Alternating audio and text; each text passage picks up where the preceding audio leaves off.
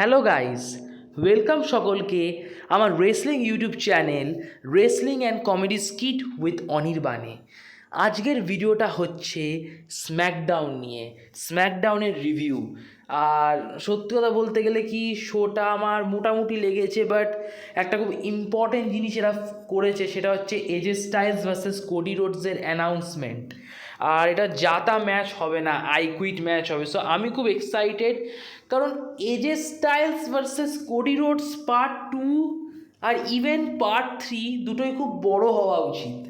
So আমরা part 2 তো I quit match পাচ্ছি, আমি চাই এই ম্যাচটায় স্টাইলস জিতুক। আমি জানি অনেকের অপিনিয়ন হবে কোডি রিটেন করুক, কারণ কোডি একটা হিরো, আর হিরোরা কখনো আই কুইট বলে না। বাট কাম অন, বিভিন্ন রকম উপায় রয়েছে হিরোদেরকেও আই কুইট বলানোর, সেটা ডাব্লিউডাব্লিউ বেশ ভালোভাবেই জানে। আমি চাই একটা ম্যাচে এজে জিতুক, এজে টাইটেলটা জিতুক, দেন এজে ভার্সেস কোডি পার্ট 3 কিন্তু অনেক বেটার হবে। নইলে কিন্তু যদি এজে এই ম্যাচটা হেরে যায়, তাহলে পার্ট 2তেই ফিনিশ রাইভালরি, আর আমি সেটা চাই না। আমি আর একটু স্ট্রেংথ দেখতে চাই রাইভালরিটা, আমি চাই আর একটু লং হোক, কারণ কোডির সেরকম কোনো সলিড রাইভাল নেই স্টাইলস বাদ দিয়ে।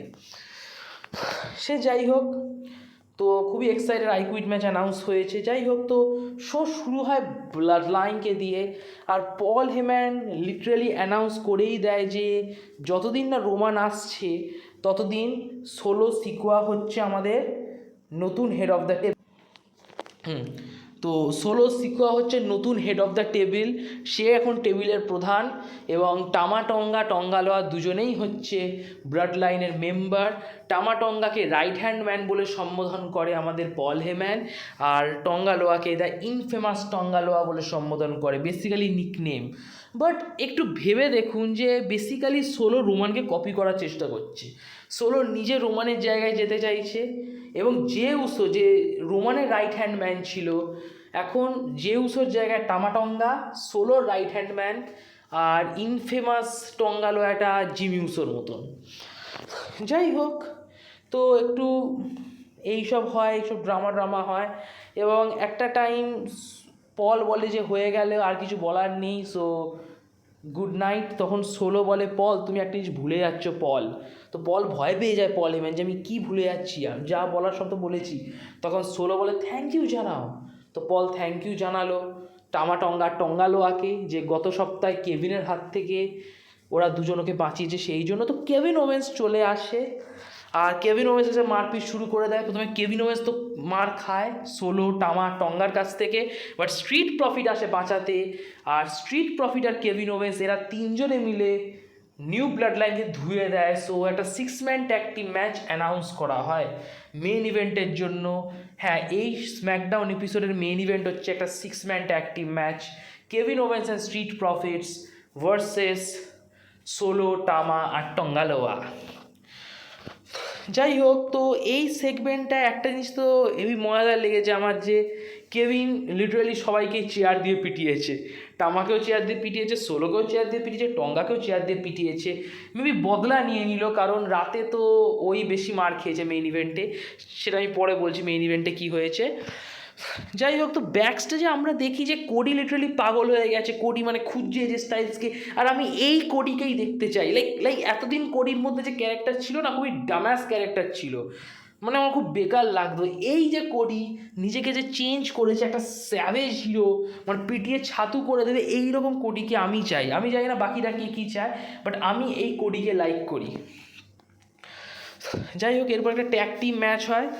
এই ট্যাগ টিম ম্যাচ একটা সিঙ্গেল ম্যাচ হয়, গ্রেসন ওয়েলার ভার্সেস জনি গারগানো। আর খুবই ঠিক ডিসিশন, কারণ জনি আর তোমাসোর বয়স হয়েছে, গ্রেসন আর অস্টিন থিওরি খুবই ইয়াং, ওরা ফিউচার ডাব্লিউডাব্লিউ, আর ওরা অনেক ম্যাচ হেরেছে।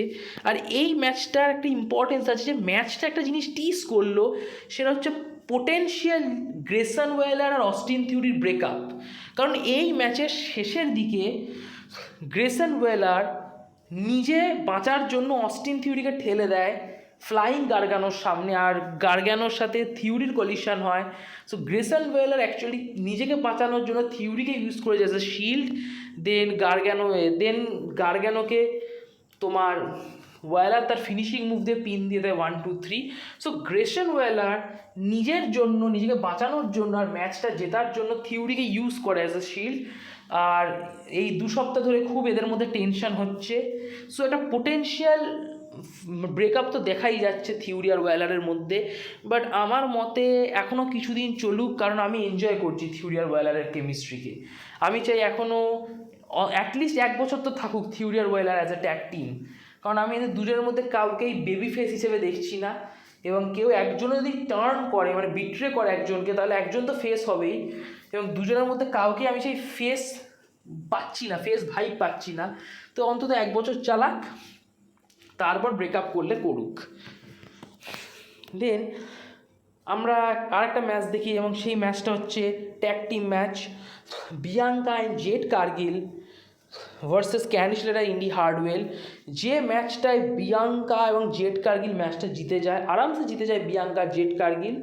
তারা ইন্ডি হার্ডওয়েলকে তাদের ট্যাগ টিম ফিনিশিং মুভ দেয়, দেন 1 2 3 করে দেয়। ওয়েল, ট্যাগ টিম ফিনিশিং মুভটা কিন্তু খুবই ভালো। বিয়াঙ্কা জেড কার্গিলের যে ট্যাগ টিম ফিনিশিং মুভ, খুবই ইউনিক মুভ, আমার তো দারুণ লেগেছে। যাই হোক, ওরা ইন্ডি হার্ডওয়েলকে ওটা দিয়ে পিন দেয়। ম্যাচ শেষ হওয়ার পর অ্যালবা ফায়ার, জোই স্টার্ক, শায়না বেজলার আর আয়লা ডন 4জনে মিলে বিয়াঙ্কা আর জেড কার্গিলকে পেটাতে চায়, মানে পিটায়। কিন্তু পেটানোর পরও শেষ রক্ষা হলো না, কারণ ওরা 4জন আবার নিজেদের মধ্যে মারপিট শুরু করে দেয়। জোই আর শায়নার সাথে মারপিট শুরু করে দেয় আয়লা অ্যান্ড আলবা, এবং সেটার সুযোগ নিয়ে বিয়াঙ্কা জেড কার্গিল উঠে দাঁড়ায় এবং তারা 4জনকে পিটিয়ে দেয়।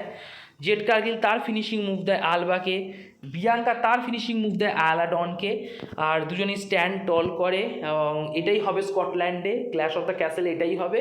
কারণ বিয়াঙ্কা জেড কার্গিলকে আমি অ্যাটলিস্ট নেক্সট 5 মাস তো আর মানে চ্যাম্পিয়নশিপ হারাতে দেখছি না। যখন চ্যাম্পিয়নশিপ হারাবে তখন কারোর একজনের দোষে হারাবে, এবং সেখানে অপরজন রেগে গিয়ে বিট্রে করবে, আর সেখান থেকে রেসেলমেনিয়া হয়তো আমরা দেখব বিয়াঙ্কা বেলিয়ার ভার্সেস জেড কার্গিল, সেটা পরের বছর। বাট আপাতত বিয়াঙ্কা জেড থাকছে চ্যাম্পিয়ন, এটা বোঝাই যায়। আমরা কোডি রোডসকে দেখি, কোডি রোডস পাগল হয়ে গেছে, ও এজে স্টাইলসকে চায়, এজে স্টাইলসও আসে।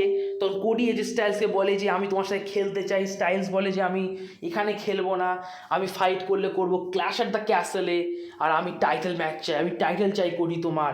তো কোডি বলে, ওয়েল স্টাইলস, তুমি পাবে টাইটেল ম্যাচ, তুমি টাইটেল ম্যাচ চাও, তুমি পাবে title match, Clash at the Castle ইভেন্টেই পাবে। তবে এটা নর্মাল কোনো ম্যাচ হবে না, এটা আই কুইট ম্যাচ হবে। যে আই কুইটটা তোমার বলা উচিত ছিল গত সপ্তাহে স্ম্যাকডাউনের শেষে, যেটা তুমি বলোনি, সেটা আমি কোডি রোডস তোমাকে দিয়ে বলাবো ম্যাচের দিন। তো এটা শুনে এজে স্টাইলস একটু খচে যায়। তো একটা মানে ছোট্ট ব্রল শুরু হয়ে যায়, বাট এই ব্রলটা বড় রূপ ধারণ করতে পারেনি, কারণ আমাদের স্ম্যাকডাউন জেনারেল ম্যানেজার নিক অল্ডিস এসে সিকিউরিটি লাগিয়ে দেয়, এবং সিকিউরিটিরা কোডিকে আটকে দেয়, এবং এর জন্য কোডি আর স্টাইলসের মধ্যেই ব্রলটা বড় আকার ধারণ করেনি। বাট নো প্রবলেম, কোডি আর স্টাইলস একে অপরকে ফেস করবে ক্ল্যাশ অ্যাট দ্য ক্যাসেলে টাইটেলের জন্য in an I quit match. যাই হোক, তারপর আমরা কার্মেলো হাইসকে দেখি। কার্মেলো হাইসের সাথে এলএ নাইটের একটা ম্যাচ হয়, আর ম্যাচটা ঠিকই ছিল, ডিসেন্ট ছিল, আর একদম পারফেক্ট ডিসিশন, এলএ নাইট ম্যাচটা জিতেছে। আর সামহাউ আমি কার্মেলো হাইসের মধ্যে ফিউচার দেখতে পাচ্ছি না। কার ভালো লাগে কার্মেলো হাইসকে আমি জানি না, আমার ভালো লাগে না। আমি কার্মেলো হাইসের মধ্যে থেকে একটা মিড কার্ড ভাইব পাচ্ছি। যাই হোক, কার্মেলো হাইস ম্যাচটা হেরে যায়, কারণ এলএ নাইট ম্যাচটা রোল আপে জিতে যায়, 1 2 3 করে দেয় এলএ নাইট। ম্যাচ জেতার পর এলএ নাইট লোগান পলকে ডাইরেক্ট মানে চ্যালেঞ্জ করে বসে। যাই হোক, লোগান পল তার বাড়ি থেকেই একটা ভিডিও পোস্ট করে সোশ্যাল মিডিয়াতে, তার বাড়ি থেকেই। বেসিক্যালি এই ভিডিওটাতে লোগান পল এলএ নাইটকে রোস্ট করেছে, বলছে হ্যাঁ এলএ নাইট তো সেরকম ক্যালিবারের প্লেয়ারই নয়, আমি মেন প্লেয়ারদের সাথে খেলি, র্যান্ডি, রোমান, রলিন্স, এদের মতন প্লেয়ারদের সাথে খেলি, আর হ্যাঁ এই এলএ নাইট আমার যোগ্যই না। এলএ নাইট কী জিতেছে জীবনে, আমি চ্যাম্পিয়ন, এলএ নাইট তো কোনো চ্যাম্পিয়নশিপই জেতেনি ডাব্লিউডাব্লিউইতে, ও একটা মিড কার্ডার আর একটা মানে ক্লাউন জোকার, মানে যা কিছু বলার লোগান পল সব বলে দিয়েছে। বেসিক্যালি এলএ নাইটকে রোস্ট করে দিয়েছে, আর এলএ নাইটও লোগান পলকে রোস্ট করে দেয়। সো টেকনিক্যালি আমরা এগোচ্ছি সামার স্ল্যামে LA Knight versus Logan Paul for the United States title, যে ম্যাচটায় লোগান পল ফাইনালি তার টাইটেল হারবে আর এলএ নাইট ফাইনালি তার প্রথম টাইটেল জিতবে, এটা আশা করতে পারছি আমরা। কারণ আমি লিটারালি চাই যে লোগান এবার হারুক ইউএস টাইটেলটা, কারণ অনেক প্লেয়াররা ডিজার্ভ করে মিড কার্ড চ্যাম্পিয়নশিপ। লোগানের যা যা করার লোগান করে দিয়েছে ইউএস টাইটেল নিয়ে। এখন এটা এলএ নাইটের পালা, এলএ নাইট ডিজার্ভ করে ইউএস টাইটেলটা। যাই হোক, বেলি আর পাইপার নিয়ে একটা সেগমেন্ট হয়, যেটা আমি খুব একটা বেশি কিছু বলবো না। এখানে চেলসি গ্রিন তো খুবই অ্যানোয়িং লাগছিল, ও তো যেন মনে হচ্ছে ওই চ্যালেঞ্জার, বাট অ্যাকচুয়ালি পাইপার নিবেন চ্যালেঞ্জার। তো বেইলি তো এটাও বলে দেয় যে আমি চেলসি তোমায় রেসপেক্ট করি না, বাট আমি পাইপার তোমাকে রেসপেক্ট করি, তুমি তোমার ঘরের মাঠে খেলবে, ক্ল্যাশ অ্যাট দ্য ক্যাসেলে, স্কটল্যান্ড তোমার ঘরের মাঠ, কিন্তু আমিও ঘরের মাঠে নিজের আপনজনদের কাছে হেরেছি, তুমিও হারবে, তুমি আমাকে জিজ্ঞেস করতে পারতে, তাহলে ম্যাচ দিয়ে দিতাম পাইপার, বাট তুমি আমাকে অ্যাটাক করেছো।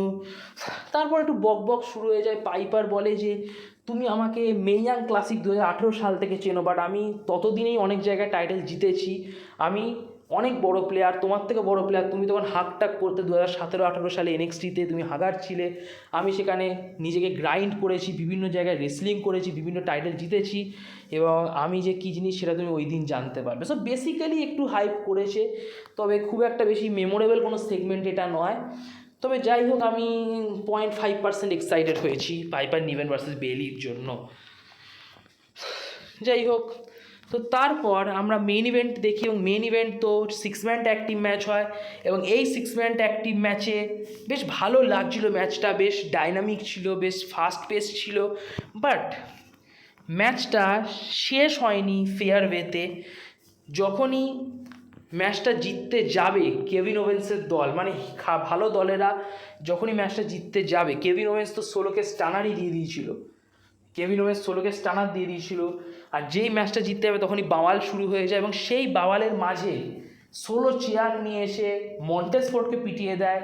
সো ম্যাচ শেষ হয়ে যায় ডিসকোয়ালিফিকেশানে, মানে কেভিনের টিম যেতে বাই ডিসকোয়ালিফিকেশান। তারপর মানে অ্যানাহেলেশন শুরু হয় লিটারেলি, মানে অ্যাঞ্জেলো ডকিন্সকে সামন স্পাইক দিচ্ছে সোলো, মন্টেস ফোর্ডকে স্পিয়ার দিচ্ছে সোলো। হ্যাঁ, সোলো রোমানের মুভও এখন কপি করছে, ও রোমানের সব কিছু নিতে চায়, রোমানের টাইট, রোমানের নাম, রোমানের ডাক নাম, ইভেন রোমানের ফিনিশিং মুভ, সেটাও আমাদের সোলো ভাই রোমানের কাছ থেকে কেড়ে নিতে চায়। সোলো ভাই, আমি শুধু ভাবছি রোমান যখন ফিরবে না, রোমান ভার্সেস সোলো অসাধারণ হতে চলেছে, খুব ব্লাডি একটা ফিউড হবে। যাই হোক, তো সোলো মন্টেস ফোর্ডকে স্পিয়ার দিয়ে দেয়, এবং এখানেই থেমে থাকেনি সোলো ভাই। সোলো ভাই তারপর কেভিন ওভেন্সকে খুব পেটায়, আর তারপর সোলো, টামাটোঙ্গা তিনজনে মিলে কেভিন ওভেন্সকে ট্রিপল পাওয়ার বম দেয় অ্যানাউন্স টেবিলের ওপর, যেটা শিল্ড দিত রোমানের টিম। সো বেসিক্যালি রোমানকে রোস্ট করে দিয়েছে আজ solo. So Roman versus solo ফিউচারে একটা বড় রাইভালরি আমরা দেখতে চলেছি। যাই হোক, এখানেই স্ম্যাকডাউন শেষ হয়ে যায়। আমার তো স্ম্যাকডাউন মোটামুটি ঠিকই লেগেছে, খুব একটা আহামরিও লাগেনি, বাট খুব একটা খারাপও না, কারণ ইম্পর্টেন্ট সেগমেন্ট ছিল, স্পেশালি কোডি ভার্সেস স্টাইলসের সেগমেন্ট, কোডি আর স্টাইলসের সেগমেন্ট, আর ব্লাড লাইন সংক্রান্ত যা যা কিছু, সেগুলো বেশ ইন্টারেস্টিং ছিল, বেশ ইম্পর্টেন্ট ছিল। তো যদি আপনাদের এই ভিডিওটি ভালো লাগে, অবশ্যই ভিডিওটি একটা লাইক করে দেবেন, ভিডিওটি নিজের রেসলিং বন্ধুবান্ধবের মধ্যে শেয়ার করবেন, আর অবশ্যই আমার ইউটিউব চ্যানেলটি সাবস্ক্রাইব করবেন। আপনাদের সাপোর্টের খুব দরকার, প্লিজ আমার ইউটিউব চ্যানেলটি সাবস্ক্রাইব করুন, আর নোটিফিকেশান বোতামে অবশ্যই ক্লিক করবেন, যাতে সময় মতো আপনারা আমার ভিডিওর আপডেট পেয়ে যান। আর কমেন্ট বক্সে গিয়ে অবশ্যই কমেন্ট করে আপনাদের অপিনিয়ন জানাবেন। So like, share, subscribe, notification বোতামে ক্লিক, অ্যান্ড কমেন্ট বক্সে গিয়ে কমেন্ট। শুভরাত্রি, নমস্কার।